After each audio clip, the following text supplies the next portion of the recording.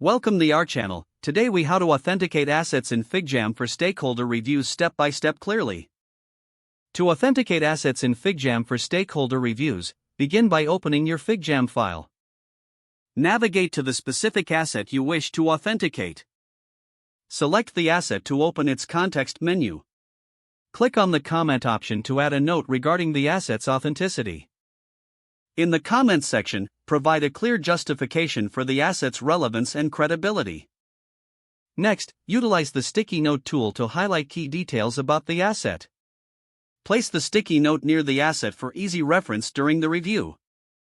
If necessary, invite team members to collaborate. Use the presentation mode to share the asset and its context in a more structured manner. Gather all comments and feedback from stakeholders to ensure comprehensive evaluation. Review the feedback periodically to make necessary adjustments to the asset. Finally, prepare for the next review cycle by summarizing the insights gained. This process ensures a thorough authentication of assets for stakeholder reviews in FigJam. If the page does not load, refresh the browser or try again in a private or incognito window. Make sure you are using the correct email address, then retype it carefully to avoid small typos. If your password is not accepted, use the reset option and create a new strong password you can remember. Check your spam folder for verification or security emails, then complete any requested confirmation steps. Enable two-factor authentication if available to improve account security and reduce unauthorized access risk.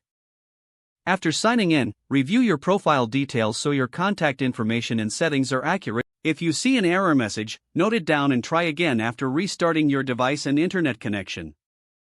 Log out when you finish, especially on shared devices, to keep your account and payment information secure. If the page does not load, refresh the browser or try again in a private or incognito window. Make sure you are using the correct email address, then retype it carefully to avoid small typos.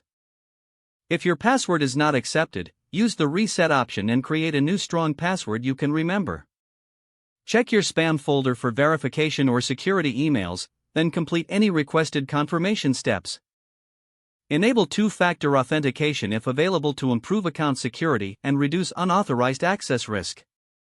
After signing in, review your profile details so your contact information and settings are accurate and current. If you see an error message, note it down and try again after restarting your device and internet connection. Don't forget to like this video and subscribe to our channel for more step-by-step tech guides.